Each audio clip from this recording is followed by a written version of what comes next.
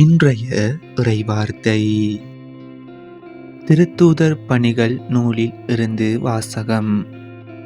சகோதரர் சகோதரிகளே, 3 மாதங்களுக்கு பிறகு குளிர்காலத்தில் மால்தா தீவில் ஒதுங்கியிருந்த ஒரு சிறிய கப்பலில் ஏறினோம். அதில் மிதுன சின்னம் பொறிக்கப்பட்டிருந்தது. அது அலெக்சாந்திரியாவை சார்ந்தது. நாங்கள் சிரக்கூசா துறைமுகத்தை அடைந்து அங்கு 3 நாள் தங்கியிருந்தோம். அங்கிருந்து கரையோரமாக சுற்றி வந்து ரேகியு எனும் இடத்தை அடைந்தோம். ஒரு நாள் அங்கு தங்கிய பின் தெற்கிலிருந்து காற்று வீசவே 2ஆம் நாள் புத்தையோலி எனும் இடம் சென்றோம். அங்கு நாங்கள் சகோதரர் சகோதரிகளை கண்டோம். நாங்கள் அவர்களோடு 7 நாள் தங்குமாறு அவர்கள் எங்களை கேட்டுக்கொண்டார்கள். அதன்பின் நாங்கள் ரோமை போய் சேர்ந்தோம். அங்குள்ள சகோதரர் சகோதரிகள் எங்களை பற்றி கேள்வியுற்று அப்பியூ சந்தை, 3 விடுதி எனும் இடங்கள் வரை எங்களை எதிர்கொண்டு வந்தார்கள். பவுல் அவர்களை கண்டபோது துணிவு கொண்டு கடவுளுக்கு நன்றி செலுத்தினார். நாங்கள் ரோமைக்கு வந்தபோது பவுல் தனி வீட்டில் தங்கியிருக்க அனுமதி பெற்றுக்கொண்டார். ஆனால் படை வீரர் ஒருவர் அவரை காவல் காத்து வந்தார். பவுல் அங்கு 2 ஆண்டுகள் முழுவதும் தாம் வாடகைக்கு எடுத்த வீட்டில் தங்கியிருந்தார். தம்மிடம் வந்த அனைவரையும் வரவேற்று இறையாட்சியை குறித்து பறைசாற்றி வந்தார். ஆண்டவர் இயேசு கிறிஸ்துவை பற்றி முழு துணிவோடு தடை ஏதுமின்றி கற்பித்துக் கொண்டிருந்தார். இது ஆண்டவர் வழங்கும் அருள்வாக்கு. இறைவா உமக்கு நன்றி. இன்றைய தினத்துக்கு உரிய நற்செய்தி வாசகம். மத்தேயு எழுதிய தூய நற்செய்தியில் இருந்து.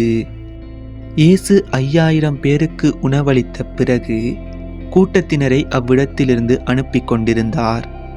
அப்பொழுது சீடரையும் உடனே படகேறி தமக்கு முன் அக்கரைக்கு செல்லுமாறு அவர் கட்டாயப்படுத்தினார்.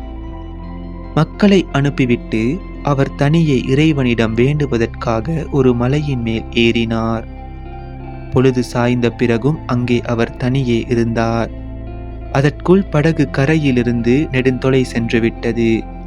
மேலும் எதிர்காற்று அடித்து கொண்டிருந்ததால் அலைகளால் படகு அலைக்கழிக்கப்பட்டது.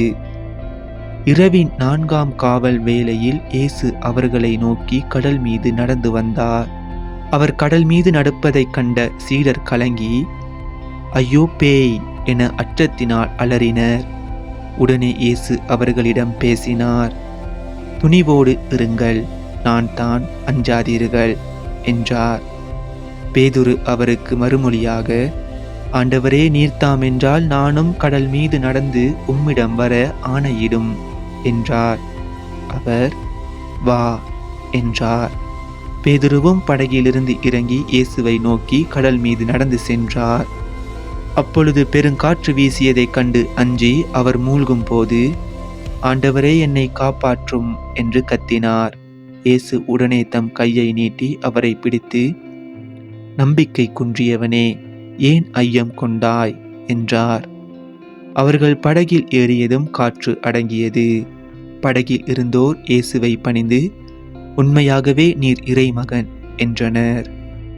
இது நம் கிறிஸ்து இயேசு வழங்கும் வாழ்வு தரும் நற்செய்தி. கிறிஸ்துவே உமக்கு புகழ்.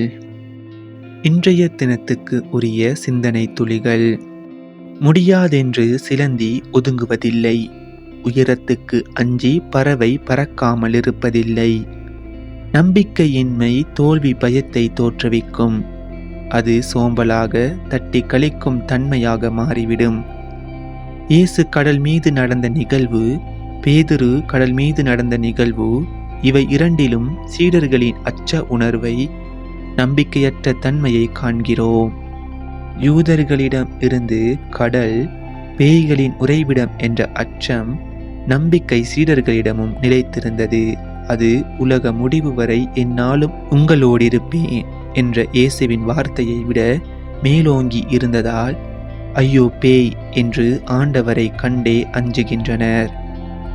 இயேசுவின் மேல் அதீத பற்றற்றவர்கள் தங்களிடம் பலமும் தகுதியும் பற்றிய ஞானமும் புரிதலும் இல்லாதிருப்பவர்கள் எதிர்மறை எண்ணங்களில் மூழ்கி கிடப்பர். நெருக்கடிகளில் கடவுளை மட்டுமே தேடினால் அவர் கை கொடுப்பார். அன்றன்றைக்கான இறை வார்த்தைகளையும் நற்செய்தி வாசகங்களையும் சிந்தனை துளிகளையும் பெற்றுக்கொள்ள நம் சேனலை சப்ஸ்கிரைப் செய்து கொள்ளுங்கள்.